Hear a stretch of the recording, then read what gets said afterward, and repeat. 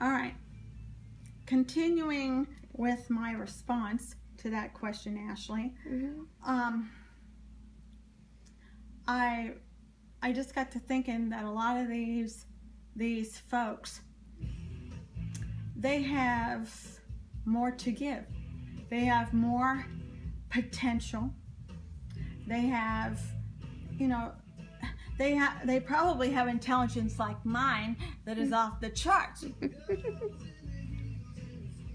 And they don't, these people with my disability and others that look the same, they think they can't do it. Well, my whole life over the last 45 years now, because I'm 45 now, my life now, it shows that it's never too late to do anything. Right. And you can't put an actual number on when your adult disabled child is ready emotionally to handle all the responsibilities that having your own apartment entails. So if you're giving advice to parents with adult children with disabilities, when would you say, how can they feel out when their child is ready and when they can start bringing those conversations up? Do they do it all at once, or do they slowly? No, it's gradual. No. Okay. But you can't come at it the way my mom did. She, over the last year of her life before she passed away, all I ever heard was, "What's going to happen to you, Kim, if something happens to me?" After you've been told that you can't make it without your mother, it breeds fear into a person. And that's not a good feeling for anyone to have, really, but adult disabled children on an emotional level have a very hard time feeling confident about their abilities and talents.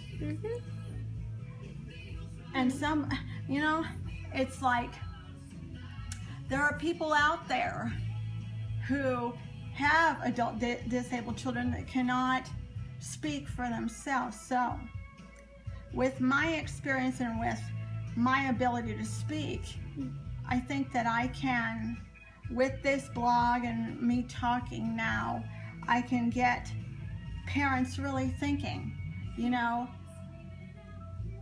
if you do it in a nice way and you make a suggestion of, Sue or Tom or whatever the case is, your child's name, you can say, you're getting to an age where most people in general are out on their own, and you will be there to support what needs to happen, because parents, you don't want to have you die the way my mother did and not have done these things while you were still here, so that they would know, that your children would know that you're there for them, and that you're there to help them adjust and to get familiar with a new place to live.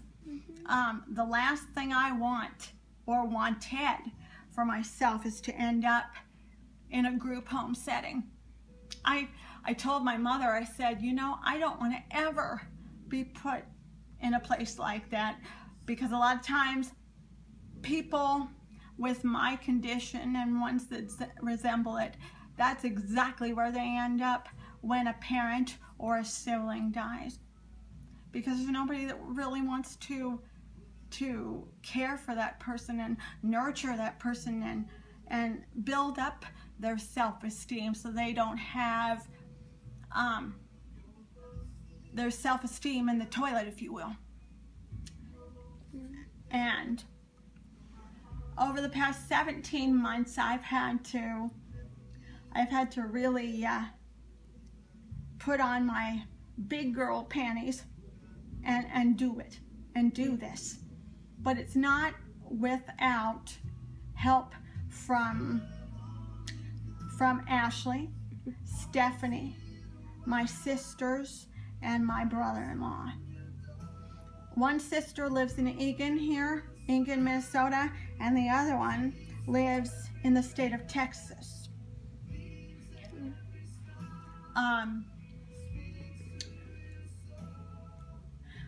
And also, do not traumatize your children into independence, because, like I said in my blog, it will make them more dependent on you.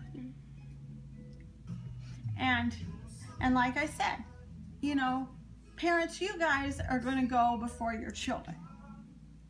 And so I suggest and recommend getting a plan in place for your adult disabled child now, at 25 and older. A plan that entails, you know, a comfortable life for your adult disabled child. Because, like I said in the blog, I said, parents, are you doing are you doing your children a favor by keeping them in your home 25 and older? It doesn't cause them to want to grow. They think, as I once did with my mother, I thought that it was more comfortable with mom, and then it's like when she died, she warned me that this was going to happen and that I was going to get a rude awakening. Well, partially I wrote this blog because I don't want another parent and adult disabled child to get this rude awakening. Right. Parents, you need to have a plan in place, whether it be one of their siblings or both of them if they have them. If they don't have caring siblings, then you need to just put a plan in place anyway, and help your adult disabled child to do it. Right. So other than your blog today, what can we expect from Kimber Norton in the future? What kind of things are you involved in? Blogging, now YouTubing. What other things do you do, Kimber? I write books. Okay. In fact, I have both of them in my reach right now, and I'm gonna hold them up for you so that you can purchase them at your convenience and leisure. The first one is called Chester, and yes, it does have my cat's image. His name is Chester, and I waited 14 months for this little redhead that you see here, and I couldn't love him more. But he is quite like a baby Huey.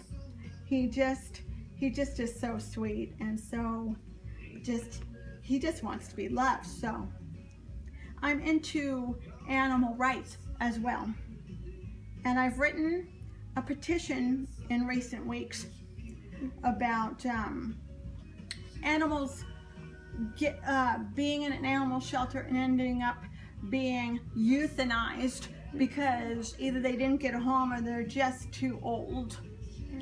No animal's too old to be adopted. Right. And I'll hold up my second book too.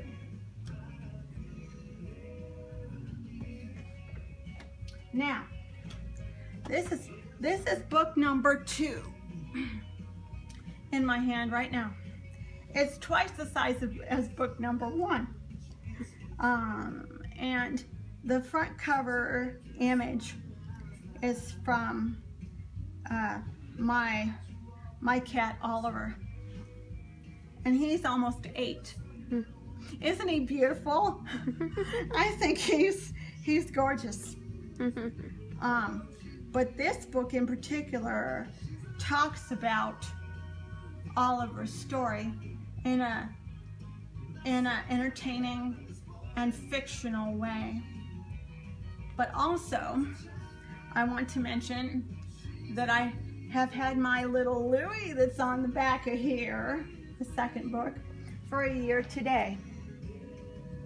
He's not that little anymore. He's fatter. And I told Ashley this morning, I told her, you know, I should have named him Moose, because he loves to eat, he loves to play, he loves to pester Chester. No pun intended or rhyming here, but it did. So, with that said, both these books that you see here talk about 2 different aspects of animal welfare, and I would be appreciative and grateful if you would get these books and let your kids read them for themselves if they're 6 to 12 years of age. And there's something in both books for everyone, so I'm not leaving you parents out. And I am a starving artist at this point. I'm working on a couple of books right now. One is the book number 3 to these 2, called Chester the Investigation. And the second one is called The Bloom. It's about the last 5 years of my life with my mother.